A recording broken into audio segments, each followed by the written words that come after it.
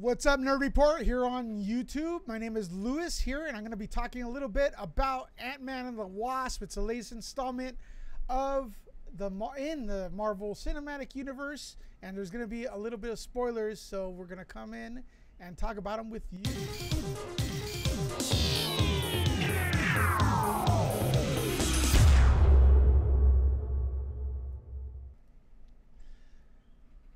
What's up, everyone? So I'm counting on that most of you have seen Ant-Man and the Wasp, so there's going to be a little bit of spoilers here, so don't get upset. You've been warned. We're going to get into spoiler discussion, and if you guys want to get into the conversation, I'll pull up the chat right now so I can see what questions you guys have or what you thought about the film as well, because I'm always interested in seeing what you thought. We're already having some people in the chat saying they love the movie. I gotta say, I liked the movie. I don't know if I loved it. But anyways, the movie takes place, I would say, a little bit before the events of Infinity War, a little bit during the events of Infinity War, and a little bit after Infinity War. So basically, this is the 3 years after Civil War. And Ant-Man is under house arrest because, you know, he got involved with that fight with the Avengers and stuff. So he has an ankle brace, which you've seen in the trailer. And the story goes from there. That's where the plot is. And basically, this movie, to me, the high points, it's really a little kid's dream. And let me tell you why.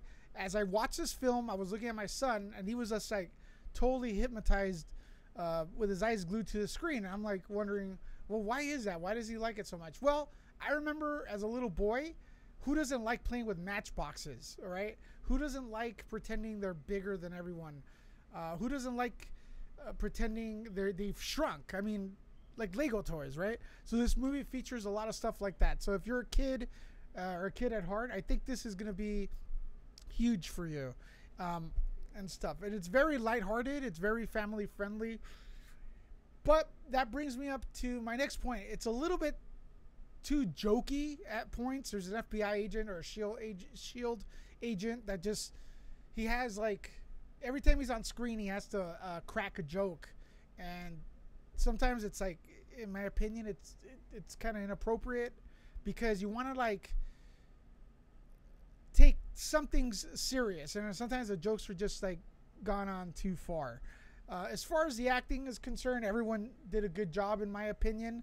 There's a new villain, Ghost. Did I say that right? Ghost. And her outfit is awesome. Her powers are cool, but she turns out to be not really a villain. She's just trying to survive type of thing. But I like her outfit. Her powers are awesome. The actress is great too. Then we have Walton Goggins, who plays Sonny Baruch. And honestly, following Goggins for a long time in several TV shows, Sons of Anarchy and The Shield, the dude deserves better than that. That guy is a really good actor. He could really turn it up as far as being a villain. But in this movie, it was kind of just like, I don't know. He was just like a mild type of villain, not really that threatening. I don't know if it's because we just got off watching Thanos being an awesome villain and such a messed up villain, and then anything else is kind of regressing. But there you go with that.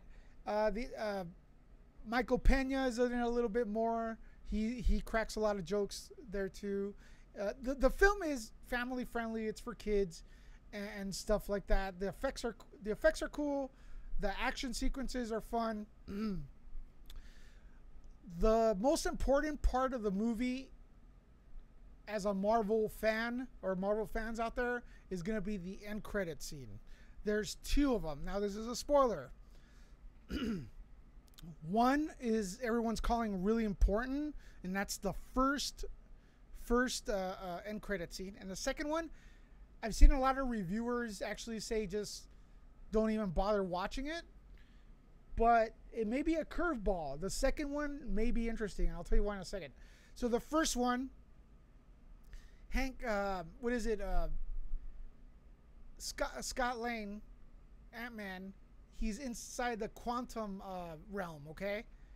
And basically, you know, Hope and everyone else is there. They've built a new device. They're on a rooftop, and he goes into the quantum realm. Well, quantum realm. Sorry, I'm a little tongue twisted, and there's a heat wave going on in California, and I'm dying here because I don't have any water. So if you guys want to donate on Patreon, you can pay for some water. That would really help. Thank you. Since we're almost out. But anyways, that's another story. So he's in the quantum realm, and as he's about to come out, or they're telling him he's going to come out, Michelle Pfeiffer's character, Janet Van Dyne, the original Wasp, tells him, like, kind of warns him the rules of the place, and she kind of says something that, in my opinion, is going to spoil Infinity War Part 2, and that's do not, and I don't know the exact quotes because I saw it once, is do not get entangled with a time warp, because then we can't rescue you.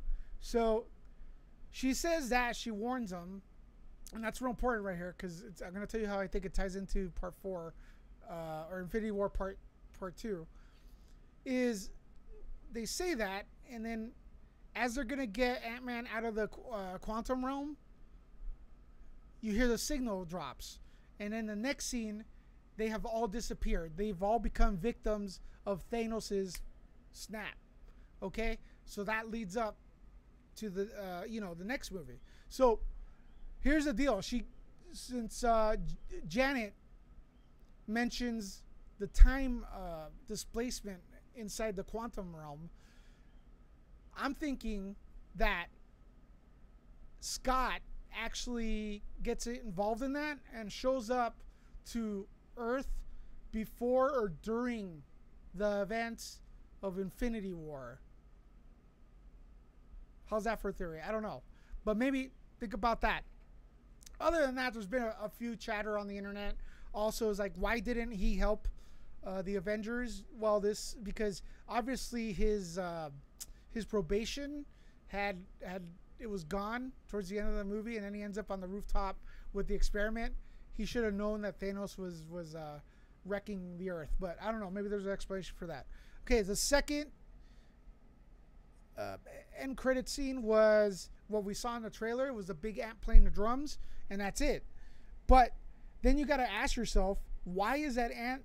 Why was the ant inside the apartment? Everyone's like saying that this is, it was an irrelevant end credit scene, but it's kind of weird that they show that.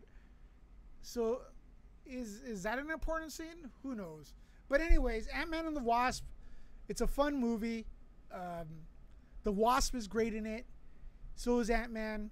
They don't, in my opinion, they don't neglect Ant-Man to make the Wasp look great, or they don't make the Wasp look inferior to Ant-Man. They're both equal. They both do some cool stuff. Walter Goggins is I want to see a little bit more of him because he's rad. I'm a big fan of his. The Ghost villain could have been a little better. Michael Douglas was good. Michelle Pfeiffer was in it as much as you would think she should have been in it. Randall Park, Jimmy Woo was a bit too over the top, too over comedic, in my opinion. But it is what it is. But I guess the main thing right now is we're starting to get into.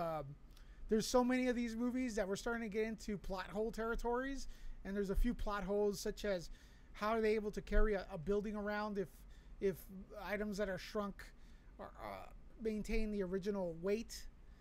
Why was Louis, or like they call him Louise, but he's a guy, right? Michael Peña's a guy. Louise, just kidding. He shrank too, so I'm trying to wonder why did he shrink if he didn't have a suit. So there's just a few things that could probably be explained and will be explained later to fix up some of the seemingly plot holes. So overall, it's a good movie for the family and kids, so don't miss it. Also, don't forget, today is Monday, and that means there's a Nerd Report with Robert Garcia and Amanda Gonzalez at 7 p.m. here on the Nerd Report YouTube channel. Check that out. Also, I really want to know what you thought of the movie. And if you missed this feed, please make sure to comment below upon it. And if you want to join us live, it's simple. You subscribe to the Nerd Report YouTube channel, and you hit the notification button so you're notified when we go live, because sometimes it's random, and you can participate in the chat. And also, what else? We have a few giveaways going on, so it's a regular Monday. We're just, hooking people up left and right. All right, till next time, nerd out.